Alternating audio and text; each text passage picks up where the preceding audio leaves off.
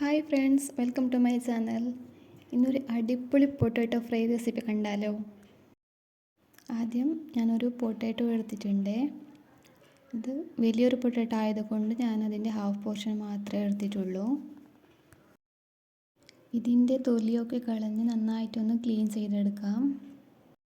തൊലിയൊക്കെ കളഞ്ഞ് ക്ലീൻ ചെയ്തിട്ടുണ്ട്. ഇനി ഇതിനെ ഒന്ന് കഴുകിയെടുക്കാം.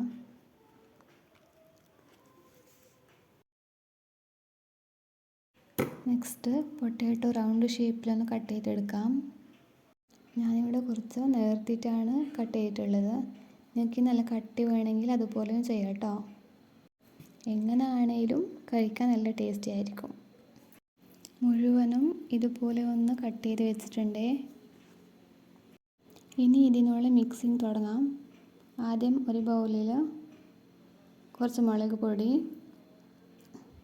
കുറച്ച് മഞ്ഞൾപ്പൊടി, ചെറിയൊരു പീസ് പുളി, ഇത് ഓപ്ഷണലാണ് കേട്ടോ.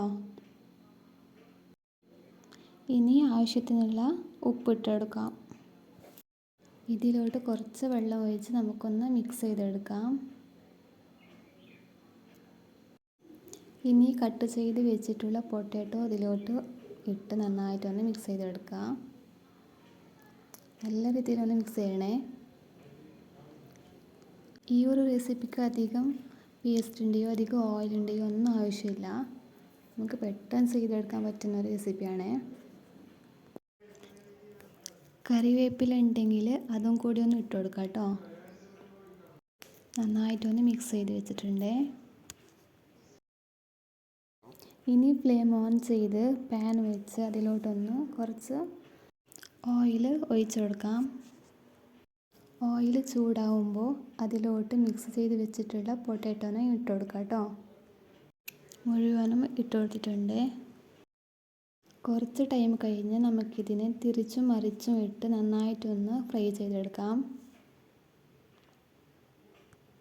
നമ്മുടെ പൊട്ടാറ്റോ ഫ്രൈ ഇവിടെ റെഡി ആയിട്ടുണ്ട്. നല്ല ടേസ്റ്റാണ് കേട്ടോ കഴിക്കാൻ. കുട്ടികൾക്കൊക്കെ നന്നായിട്ട് ഇഷ്ടപ്പെടും. എന്തായാലും ഒന്ന് ട്രൈ ചെയ്ത് നോക്കണേ. ഓക്കെ ഫ്രണ്ട്സ്, നെക്സ്റ്റ് വീഡിയോയിൽ കാണാം. Thank you.